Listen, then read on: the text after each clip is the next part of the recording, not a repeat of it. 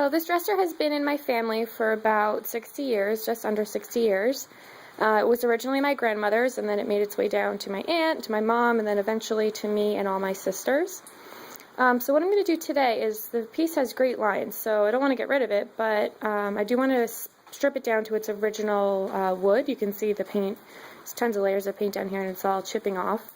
So I'm going to strip it down to the original wood, sand it, and then do a nice light stain. And I'm going to change out the doorknobs, the draw knobs. So I can show you how you do this on your own piece of furniture. Alright, so first step, we have to strip down all the paint. So the few things that you'll need right here, you're going to need some paint stripper. I like this kind because it's a semi-paste, which means you can use it on vertical sides. If you don't have a paste or a gel, you can't, it will just strip off the sides, it won't strip the paint. You're going to need some sponge brushes to apply the stripper, and a spackle knife or some type of plastic putty knife to strip off the paint once it starts to come off. And then you really want to get, not a dust mask, this one is for chemicals. It has a little ventilator so that the fumes don't get to you. Alright, well, I have my mask on now, so my voice is probably going to sound a little muffled.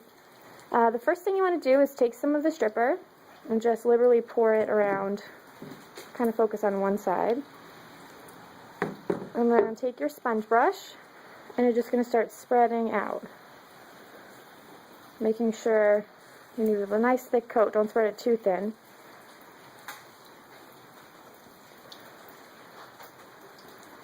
And you want to cover the whole top of the dresser. And I've also put some garbage bags on the floor just in case, like you just saw that whole stuff that spilt all over. You want to protect the floor you're working on.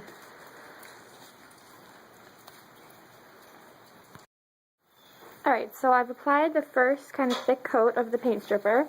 And any little spots where you have some detail, you really want to make sure you get your sponge brush into those corners so that all the paint will come up even in those little detailed parts.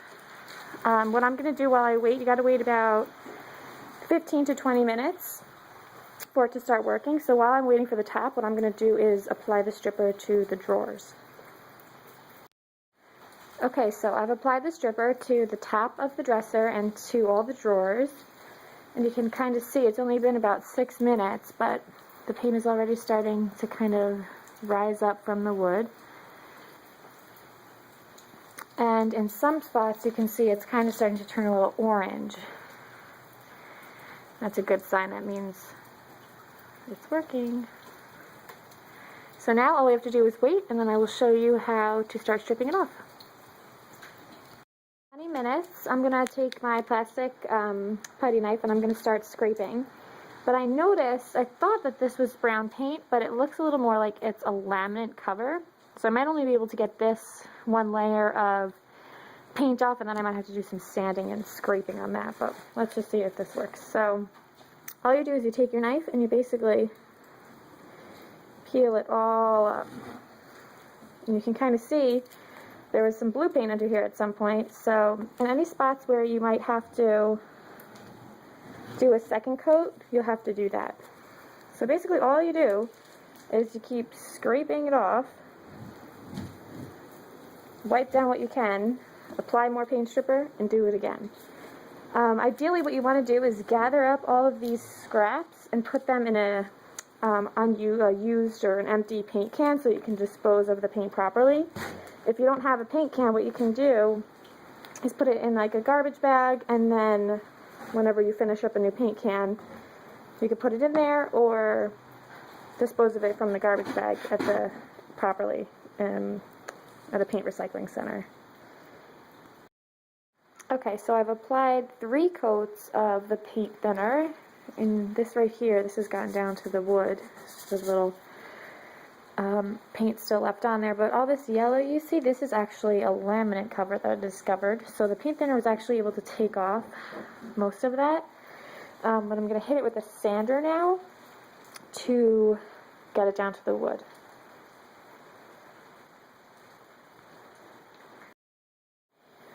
Alright, so now that all the paint is stripped off, we've run into a little bit of a snag. So as you can see, the dresser is made of this wood here, and I've started a little bit on the sides here. But the top, which is probably why that laminate was there, is really just a faux wood or another type of a laminate on top. So probably what we'll end up having to do is stain out the dresser, but paint the top, which is fine, because it might actually accent these cool bevels, which might be fine. And you can see I've done 2 of these drawers here, and these are looking great also. So I'll be able to stain those out. I'm just going to keep on sanding, and I'll show you what it looks like when it's done. Okay, so the dresser is completely sanded. I have all the drawers sanded.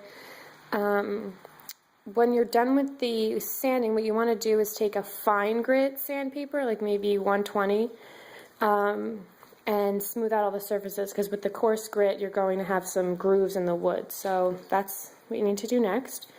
And then you need to take a wet rag, not wet, just kind of damp, and wipe off all the sand, the sawdust, and anything else that's, left on your drawers in your dresser, so it's clean and ready for staining. So I'm going to use Minwax's Dark Walnut.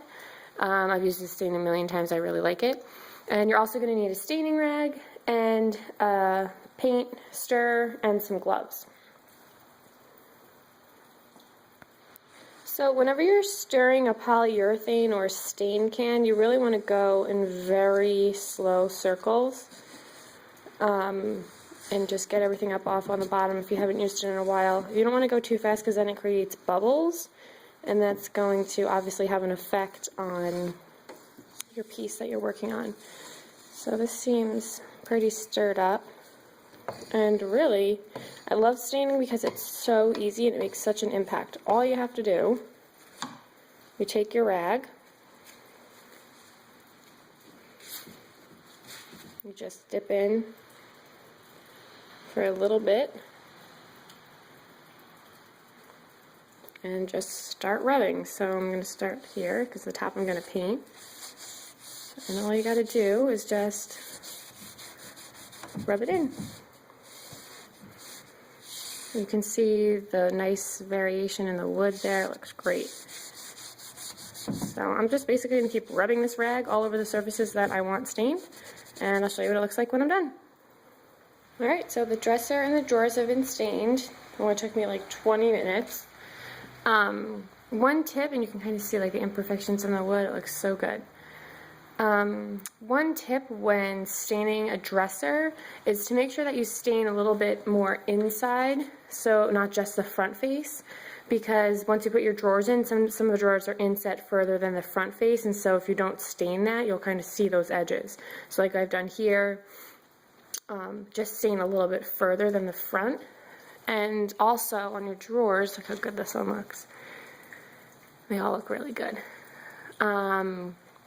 One tip for staining drawers is to make sure that you don't just also stain the front, you have to stain the sides, at least to like the tongue and groove part. You don't have to go further than that.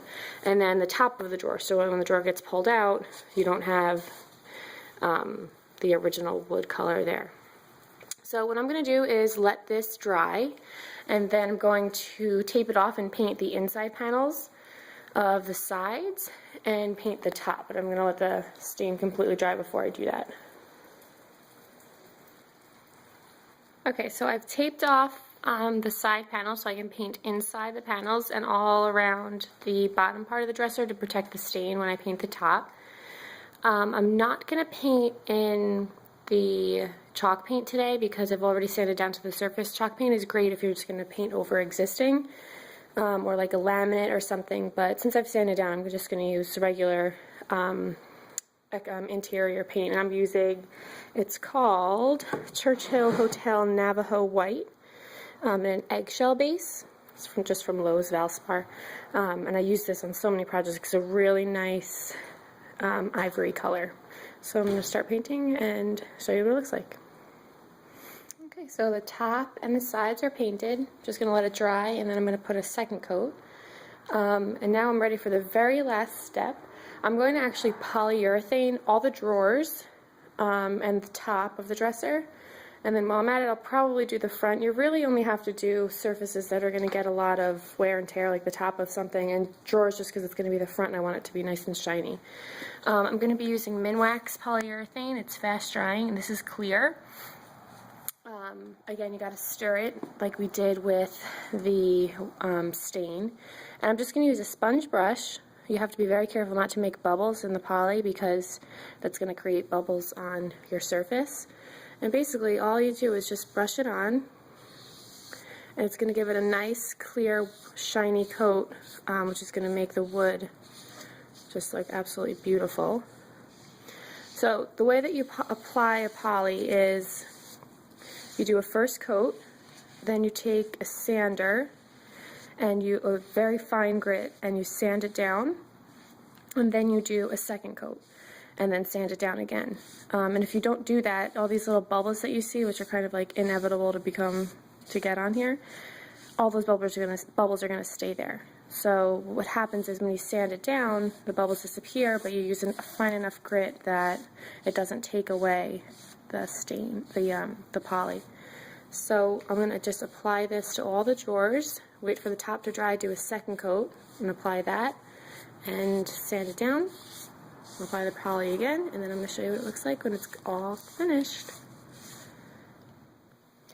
Okay, so here it is, the finished product. It looks absolutely beautiful. I put on some glass knobs, which look awesome. You can see that's the top that's all painted. It's polyed, nice and smooth. Here's the side. I did that inset panel in white. So obviously it's still in my garage. What I'm going to do at the end of the video is just add in a picture of what it looks like back in my mom's house. Here's the other side. But as you can see, all that hard work of stripping and sanding totally paid off. It looks like a completely different piece. And I think my mom and my grandma are going to love it.